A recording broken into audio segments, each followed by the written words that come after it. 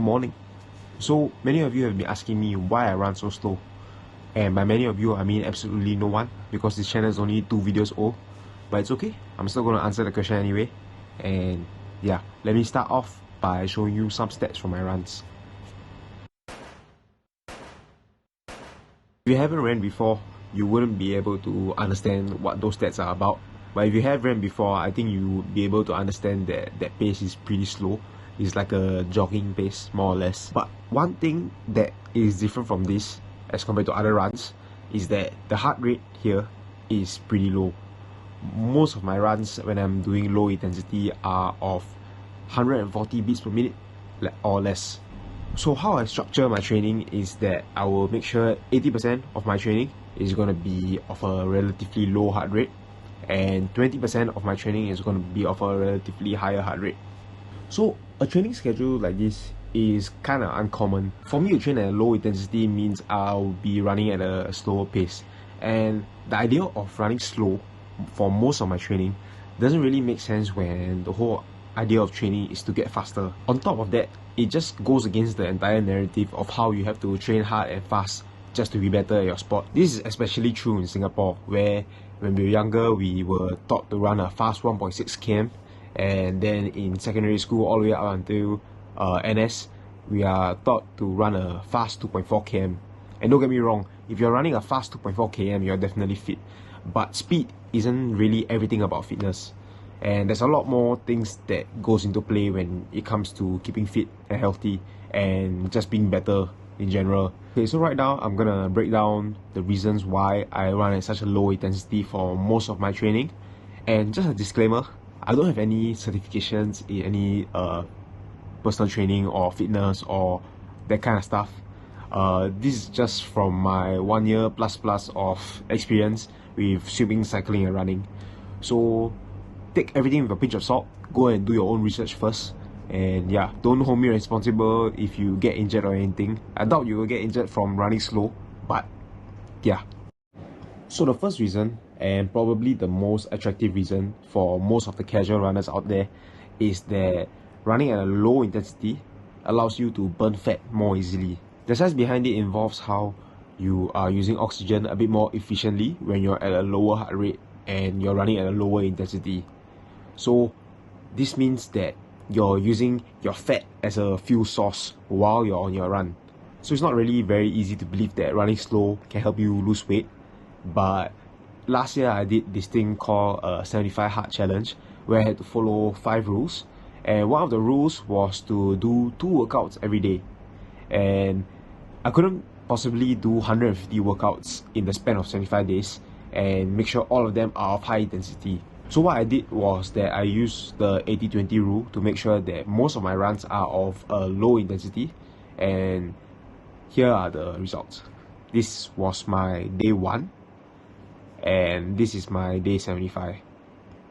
So yeah, it's not that big of a difference. Fat loss wasn't really a goal of mine during the 75 hard challenge, but it was significant enough. So yeah, I lost around 6 to 7 kg when most of my training was just low intensity. So yeah, take what you can from it. So the second reason is efficiency. So what this means is that when you're running at a lower heart rate, you're essentially teaching your body to run with less effort, and what this does in return, it increases your aerobic capacity. So again, just to give you a bit more of a visualization, let me show you some proof. This was me last September.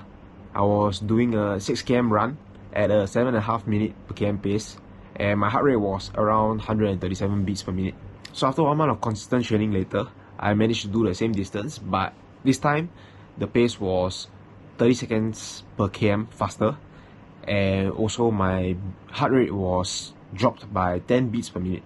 So what that meant basically was that my body could go faster at a much lesser effort, and this is just a plus sign to my fitness getting better.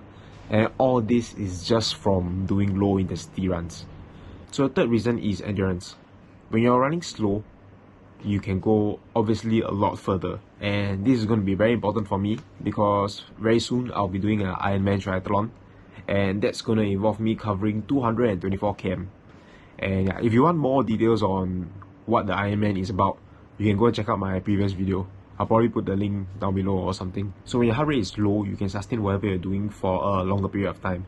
And that is especially important for endurance athletes, where energy saving and being efficient with what you're doing during the race is very, very important.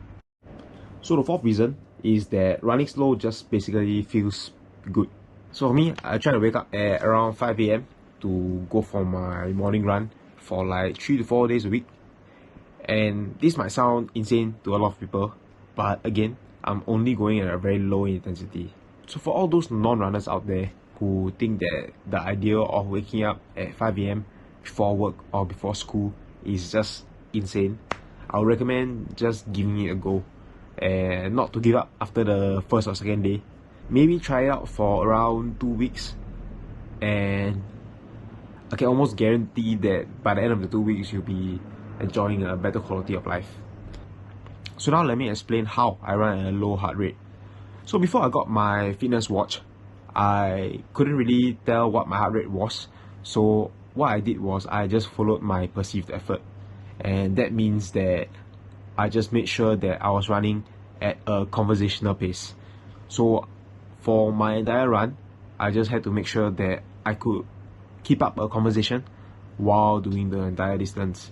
And in the case where I found myself panting too heavily or getting a bit too tired, I would just slow down and go for a walk. And when I first started doing this, even without a watch, my pace was around 8 to 9 minutes per km, because I was just pretty weak. I just kept it up, and my fitness definitely improved along the way. So when I got my fitness watch, I managed to understand what my heart rate really was. And what I did was I used the Karvonen Calculator online to find out what exactly my low intensity was. So what you require to use the calculator is your resting heart rate as well as your maximum heart rate. So I'll link the Karvonen Calculator down below, and all you need to do is just key in those data and you will be able to find that range. So these are my stats, and that's the range that I run at. And yeah, I stick to it most of the time, as my heart rates for my low intensity runs are mostly 130 beats per minute. So if you do have a smartwatch, you can set alerts to make sure that you stay within the heart rate range. So for me, I make sure that I have a alert that goes off when I hit a heart rate of 121 beats per minute, as well as if I hit the heart rate of 145 beats per minute.